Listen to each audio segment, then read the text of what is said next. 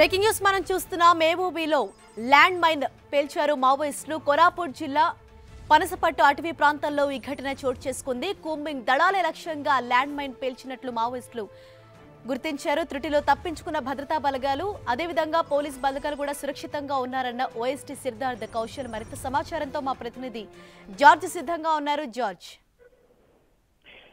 ఏఓబీలో మరొకసారి మావోయిస్టులు కలకలం సృష్టించారు. కోరాపుట్ జిల్లా పునసపట్టు అలాగే బెజ్జంగి మధ్య ప్రాంతంలో ఈ ఘటన చోటు చేసుకుంది. మావోయుల కోసం కూబింగ్ నిర్వహిస్తున్న దళాలను లక్ష్యంగా చేసుకొని ఈ ల్యాండ్ మైన్ పేల్చినట్లు ప్రస్తుతం సమాచారం అందింది. అయితే కొద్దిపాటి దూరంలోనే ఈ దళాలు అనేవి తప్పించుకున్నట్లు మనకు సమాచారం అందుతుంది. ఇప్పటికే ఆయన మనకు చెప్పిన దాని ప్రకారం చూసుకున్నట్లయితే ఈ ఏదైతే సిద్ధార్థ్ కౌశల్ అని చెప్పిన ప్రకారం చూసుకున్నట్లయితే రక్షణ దళాలు ఏవైతే ఉన్నాయో అవన్నీ మావోయిస్టుల కోసం జల్లెడ పడుతున్నాయి.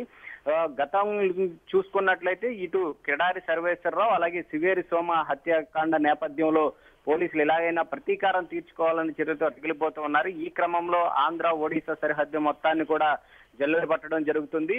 ఇటు ఆంధ్ర ఒడిశా పోలీసులు సంయుక్తంగా ఆపరేషన్ చేయడం జరుగుతుంది.